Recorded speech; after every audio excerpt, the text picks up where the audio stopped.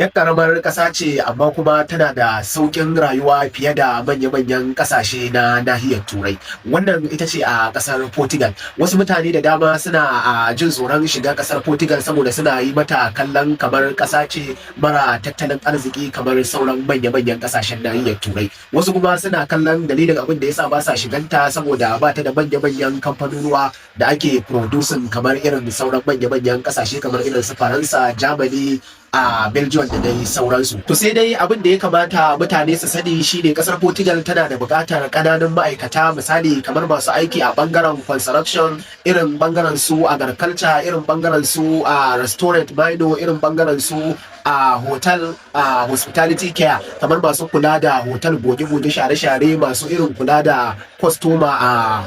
a restaurant, da irin masu aikin gini. Kamar yadda kuke gani nan, in kuka duba za ku ga mabambantan 'yan kasashe ne, mafiya yawan su ma daga nahiyar Afirka suke, suna rayuwarsu a cikin kasar a Portugal, suna rayuwarsu kuma kowanne yana aikinsa kuma yana samun kuɗinsa daidai gwargwado. To amma sai dai abin da ya kamata mutane su sani shine ba a shiga a kasar Portugal kai tsaye kana da takardar wata ƙasa a nahiyar Europe, misali kamar Spain ko Italy, ka je ka ci gaba da aiki a ƙasar Portugal. Babu wannan tsarin, sai dai bayan ka shiga, tunda kana da damar da zaka shiga har na tsawon kwana 90 ka yi rayuwa, yawon tourism ko yawon shakatawa ko wani abu makamancin haka, to kuma kana da damar da zaka daɗa neman a takardar izinin aiki, lasis na aiki a kasar Portugal kenan, da kama haya da zama. So za su baka har in sun fahimci kana da wata takarda ta a wata ƙasa ta AU, to wannan zai baka saukin samun wannan lasis na kama aiki a kasar Portugal. So in dai kana da wannan lasis, zaka je ka ci gaba da aikin ka kuma ka kama haya. Duk da cewa a gidajen haya ko kuma kama haya yana da ɗan tsada a wasu manya-manyan biranen su, misali kamar capital din su Lisbon, kamar yadda kuke kallo,